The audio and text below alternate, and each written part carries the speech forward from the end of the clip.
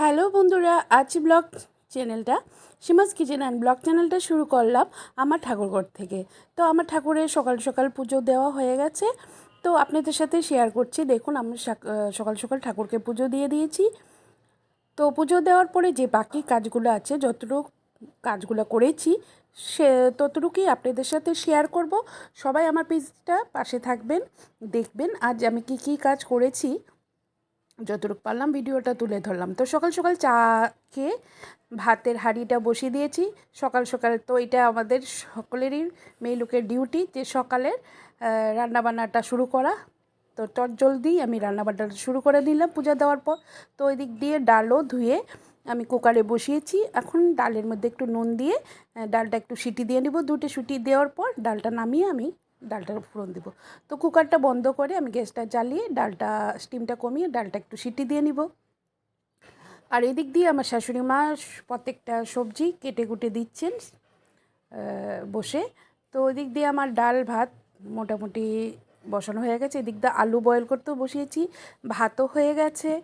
ডালের জন্য ডালের জলটাও আমি বসিয়েছি। তো ভাতটা তো নামিয়ে নিব। এদিক দিয়ে মাশরুম সিদ্ধ করে রেখেছি, বেগুনও ধুয়ে রেখেছি। ভাতটা অলরেডি হয়ে গেছে। এখন আমি ভাতের মাঠটা আমি ছেঁকে নিব। তো কাটাকুটি যদি সমস্তটা থাকে রেডি, তো রান্না করতে আর কত সময় লাগে বলুন তো। তো কাটাকুটি সবচেয়ে মেইন। তারপরে একটার পর একটা বসিয়ে দিই। আমার সবচেয়েতে ভালো লাগে যে শাশুড়ি মা সব কিছু রান্নাবান্নার জন্য আমার মানে সবজিগুলো কেটে কুটে প্রস্তুতি করে দেন। তো ভাতের মাঠটা ছাকার পর আমি ভাতটাকে একটু স্টিম করে বসিয়ে দিয়েছি। তারপর ডালটা সেদ্ধ হয়েছে, ডালের মধ্যে দিয়ে দিলাম আমি একটু হলুদ গুঁড়ো। তো হলুদ গুঁড়ো দিয়ে একটু ঘুটনি দিয়ে যে গরম জলটা বসিয়েছি ডালের জন্য, ওইটা ডালটার মধ্যে দিয়ে দিব।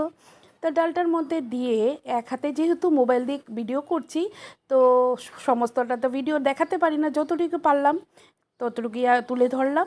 তো ফোড়ন দিলাম, 5 ফোড়ন, শুকনো মরিচ, তেজপাতা দিয়ে ডালটা আমি এখন ফোড়ন দিয়ে দেব। তো দেখুন ডালটা আমি ফোড়ন দিয়ে দিয়েছি। তো দেখুন দুর্দান্ত কালার এসেছে ডালটা। দেখে মনে হচ্ছে যখন আমি রান্না করছিলাম না, এত সুগন্ধি বেরিয়েছে, তো মনে হচ্ছিল যে ডালটা দিয়ে এখনই ভাত খেতে বসে যাই। তো যাই হোক, একটু মজার ছলে বললাম। তো ডালটাকে আমি এখন নামিয়ে নিব। তো সুন্দর করে ডালটা একটু ফুটে উঠলে আমি ডালটা থেকে আলাদা পাত্রে নামিয়ে নিব। তো এদিক দিয়ে মাশরুম যে দিয়েছিল আমার শাশুড়ি মা, তো মাশরুমকে সিদ্ধ করে মাশরুম আলু আমি ভেজে রেখে দিয়েছি। তারপর রসুন পেঁয়াজ কুচিগুলো রেখেছি। পেঁয়াজ রসুন আদা আর মরিচ গুঁড়ো হলুদ দিয়ে আমি একটা পেস্ট তৈরি করব। তো এখন আমি দিয়ে দিলাম কড়াইতে শুকনো মরিচ, তেজপাতা আর পেঁয়াজ কুচনো।